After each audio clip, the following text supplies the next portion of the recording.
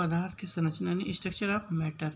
Introduction इसमें मतलब है, मतलब मैटर क्या है, जैसे हमने पढ़ा कि अभी देखा इसमें कि जो मॉलिक्यूल्स होते हैं, जो कोई भी पदार्थ होता है सूक्ष्म कणों से मिलकर बना होता है। लेकिन जो स्ट्रक्चर होगा, मतलब इसका जो मेन वो दिया बताया गया कैसे होगा, तो प्राचीन काल से ही वैज्ञानिक तथा दार्शनिक, जो प्राचीन समय से ही, यानी कह सकते हैं बहुत पुराने समय से ही हमारे यहाँ होते हैं प्राचीन काल। इस समय जो वैज्ञानिक और दार्शनिक, वैज्ञानिक मतलब जो विचार रखते हैं, मतलब उसको खोजबीन किया करते हैं कि हाँ कैसे क्या होता है, और कुछ दार्शनिक होते हैं मतलब जो एक स्थान से दूसरे स्थान पे काफ़ी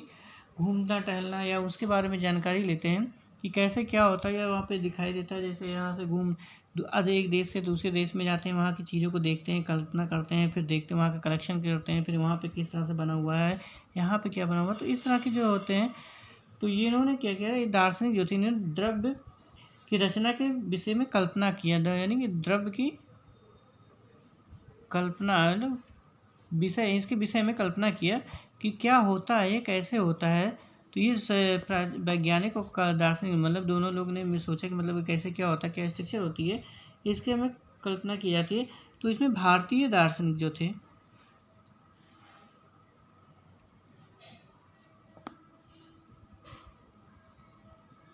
भारतीय दार्शनिक महर्षि कणाद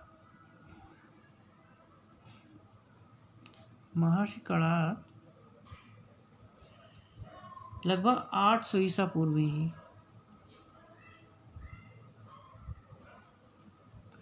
800 ईसा पूर्व इन्होंने बताया कि द्रव्य जो होता है अति सूक्ष्म अविभाज्य कणों से मिलकर बना हुआ होता है। यानी ये जो द्रव्य होता है ये अति सूक्ष्म कण होते हैं, जो कि इनको विभाजित नहीं किया जा सकता, नहीं अविभाज्य, यानी विभाजित कह सकते हैं, विभाजित नहीं किया जा सकता। उसी समय इन्होंने बता दिया था कि ये विभाजित ऐसे सूक्ष्म कणों से मिलकर बना हुआ है। द्रव्य जो मैटर होता है इतने सूक्ष्म कणों से बने हुए थे, यानी अति सूक्ष्म है, इनको डिवाइड नहीं किया जा सकता। सोचिए कि इसमें उस समय के महर्षि कणाद जो थे, वो दार्शनिक जो मेन थे, इन्होंने बताया था कि 800 ईसा पूर्व, आज का नहीं, ये कितने बहुत पुराने समय की बात बता रहा है ये जो थे इन्होंने बता दिया था कि ये अति सूक्ष्म अविभाजन विभाजित कण नहीं हो सकते हैं, विभाजित नहीं किए जा सकते, अति सूक्ष्म कण से बने हैं जो विभाजित नहीं हो सकते, नहीं किया जा सकता, इतने सूक्ष्म उसी समय बता दिया गया था। फिर ये सूक्ष्म कण जो परस्पर जो, और ये जो इन्होंने देखा मतलब सूक्ष्म कण थे, यही सूक्ष्म कण जो मिलके जैसे एक से इनकी एक संख्या थी, दो संख्या, या इसमें मात्रा जुड़ते हुए जिस तरह से इनकी संख्याओं के आधार पर जैसे जुड़ते गए, इसी के आधार पर इन्होंने बताया कि ये द्विव अणुक होते हैं, यानी द्विव अणुक बताया या त्रि अणुक बताया। जैसे इनकी संख्या जो होगी अणुओं के आधार पे, इसके आधार पे इन्होंने बताया कि द्विअणुक होंगे या त्रिअणुक होंगे। तो ये इन कणों के बारे में बताया गया। तो उसी समय इन कणों के गुणों को दार्शनिक व्याख्या इसमें वैशेषिक दर्शन में जो इनकी गुणों की मतलब जो दार्शनिक हुए थे, इन्होंने जो इसके गुणों की व्याख्या की थी, ये एक विशेष बुक कह सकते हैं या किताब कह सकते हैं या एक शोध, मतलब इसमें कह सकते हैं वैशेषिक दर्शन इसी में संकलित है, यानी वैशेषिक दर्शन जो होता है इसी में इसको संकलित किया गया, मतलब इसमें लिखा गया है, बताया गया है कि ये जो पदार्थ होते हैं अति सूक्ष्म कणों से मिलकर बने होते हैं, या अति सूक्ष्म कण होते हैं जो सबसे छोटे कण होंगे, सब जिनको विभाजित नहीं किया जा सकता, और इनको एक संख्या जोड़ के जैसे 1 2 बन गया तो द्विअणुक होंगे, 3 हो गए तो त्रिअणुक होंगे, इनके आधार पर ये बताया गया। तो इनके गुणों को दार्शनिक जो व्याख्या किया था इन्होंने, इनकी व्याख्या जो होगी,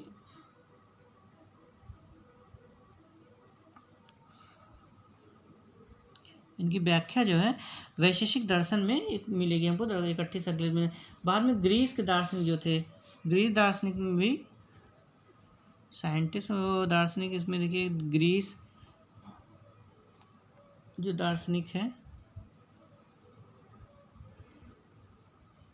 महर्षि कणाद थे। अब ये ग्रीस दार्शनिक लुसिपस, इन्होंने महर्षि कणाद इसमें मतलब थे इंडियन, और ये फिर ग्रीस के दार्शनिक जो थे लुसिपस ने, इन्होंने लगभग इसको 475 ईसा पूर्व, यानी इसमें घटते हुए चलता है, तो ये ईसा पूर्व यानी इस समय ईसा पूर्व में, तथा इन्होंने दिया था लुसिपस तथा डिमो, दो दार्शनिक थे इसमें, इन्होंने उस समय बताया। और डिमोक्राइटस दार्शनिक थे। इन दोनों लोगों ने मतलब लुसिफस और क्राइटस ने, ये दोनों जो दार्शनिक थे, इन्होंने भी अनुमान लगाया था कि जिस तरह से ये अणु जो होते हैं ये सूक्ष्म अति सूक्ष्म कण से होते हैं, इनको विभाजित नहीं किया। यानी जो चीज़ महर्षि कणाद ने बताया था 800 ईसा पूर्व में, उसी के बाद दार्शनिक जो ये हुए ग्रीस के दार्शनिक जो लुसिफस थे और ये डेमोक्राइट्स थे, इन दोनों ने भी इसी चीज़ को बताया कि ये जो होते हैं कण जो होते हैं विभाजित नहीं किए जा सकते हैं,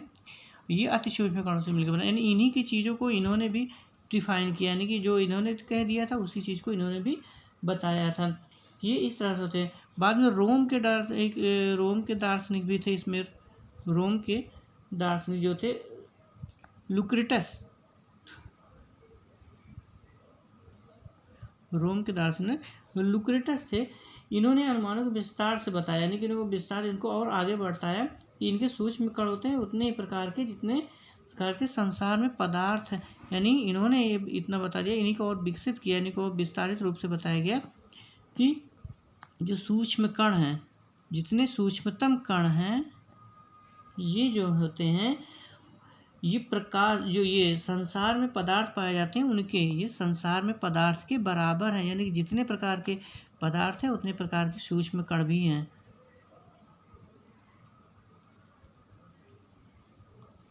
यानी सूक्ष्म कण जो हैं, जितने कण हैं ये बराबर होते हैं, यानी इक्वल एकदम पदार्थ के जितने पदार्थ होंगे उतने ही सूक्ष्म कण भी मिलेंगे। यानी ये दोनों जो होते हैं एक दूसरे के बराबर पाए जाएंगे। यानी सूक्ष्म कणों की संख्या जो होगी पदार्थों की संख्या दोनों सेम होगी, दोनों इनको बराबर होगी। यानी उन्हीं को आगे बढ़ाया, उन्हीं को विरोध नहीं किया, जबकि इन्होंने बताया कि उसी को आगे बढ़ाते हुए मतलब कि उनके और अध्ययन के कि हाँ ये प्रमाणित होता है और ये दी अड़ुक से नहीं, जितने भी हैं ये कह दिया कि मतलब जितने भी पदार्थ हैं उतने प्रकार के सूक्ष्म कण पाए जाते हैं। बाद में वैज्ञानिक भी इसमें, इन्होंने जो वैज्ञानिक थे दार्शनिक के बाद वैज्ञानिक भी हुए, उन्होंने कहा कि इन लोगों ने भी कहा कि वैज्ञानिक उसी चीज़ों को आगे पढ़ा अध्ययन किया जो दार्शनिक ने कहा था, तो कोई मिथ्या नहीं होती उस पर, मतलब वैज्ञानिक साइंटिस्ट कहते हैं उस पर शोध करते हैं कि जो चीज़ कही जाती है बोली जाती है क्या चीज़ सही था कि गलत। तो उन्होंने इस सर्च में जब अध्ययन किया तो उन्होंने बताया कि ये जो होते हैं सूक्ष्म कण, ये सूक्ष्म कण परमाणु हैं। यानी इन्हीं को इन्होंने नाम दे दिया कि परमाणु, जिन्होंने अति सूक्ष्म कण कहा था, इसी को परमाणु का नाम या एटम का नाम इन्होंने दिया। ये जिनका संयोग तथा प्रतिस्थापन से नए पदार्थ, यानी इन्हीं के संयोग से, जो इनका संयोग होगा यानी इनके मिलने से होगा, संयोग होगा या कह सकते हैं प्रतिस्थापन, यानी एक स्थान से दूसरे स्थान पे जाके मिलेंगे। यानी एक स्थान से दूसरे, जैसे बात है कोई कण है तो इसमें इस दो कण आपस में संयोग करेंगे या एक कण निकल के ये दूसरे कण पे जाएगा, यानी यहाँ पे कण है तो ये दूसरा एक यहाँ पे निकल के दूसरे कण के पास जाएगा, तो ये इसी पे संयोग कर रहा है या दूसरे स्थान पे जाके प्रतिस्थापित होकर संयोग कर रहा है, तो कहीं ना कहीं जाके मिल रहा है, जिससे इन्होंने नए पदार्थ को मतलब निर्माण किया, नए पदार्थ बनते रहते हैं। फिर द्रव्य की संरचना के अनुरूप इन्होंने परमाणु, इसी के द्रव्य की संरचना के आधार पर इन्हें परमाणु सिद्धांत का नाम दिया गया। यानी द्रव्य की संरचना के आधार पर अनुमान लगाया गया, इसी को परमाणु सिद्धांत कहा जाता है। यानी जो परमाणु सिद्धांत जो साइंटिस्ट मतलब इस तरह से कह सकते हैं कि जन्म हुआ सिद्धांत परमाणु का, मतलब ये नाम मिला इसको, फिर इसके बाद इसकी खोज की गई तो इसे परमाणु सिद्धांत कहा गया, मतलब इसकी खोज को परमाणु सिद्धांत बोला गया। तो ये आधार पे इसके बाद विभिन्न प्रकार के साइंटिस्टों ने इस पर मतलब अपने अपने मत दिए हैं, जिसमें से 18वीं शताब्दी में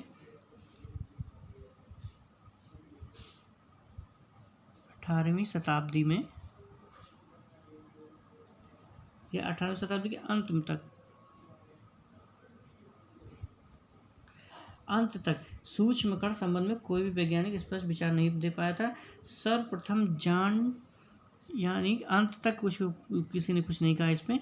तो लास्ट में इसमें सर्वप्रथम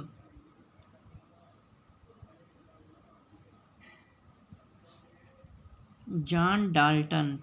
साइंटिस्ट जॉन डाल्टन ने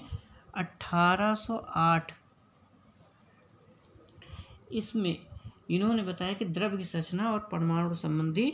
एक व्यवस्थित विचार इन्होंने बताया जिसे बाद में परिकल्पनाओं को इकट्ठा किया गया, जिसे डाल्टन का परमाणुवाद कहा गया। इन्हीं के आधार पे इसे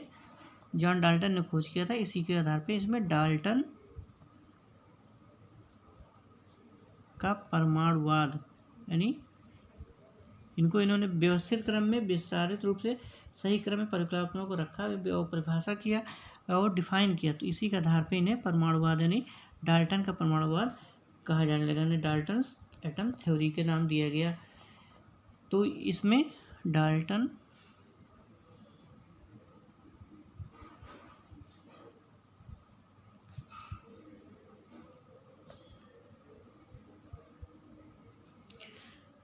एटम थ्योरी का नाम दिया गया। जो जॉन डाल्टन थे, इन्होंने जो परमाणु सिद्धांत दिया, इनका जो जन्म था, जॉन डाल्टन साइंटिस्ट, ये जो थे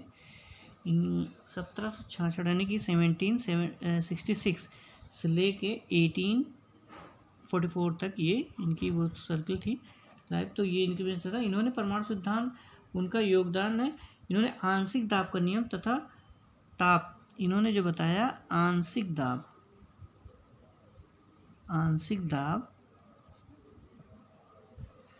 तथा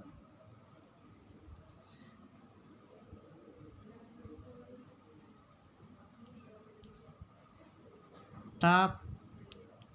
के साथ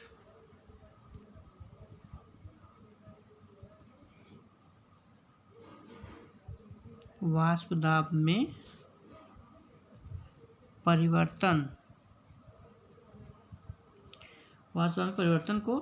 प्रतिपादित किया था।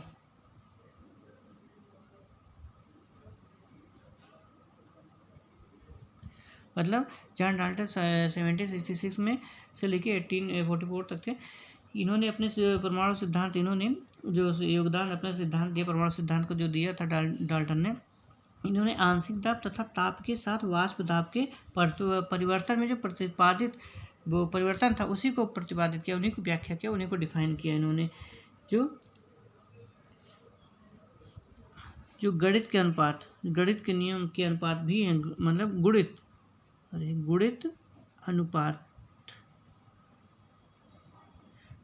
अनुपात के नियम पे भी प्रस्तुत है।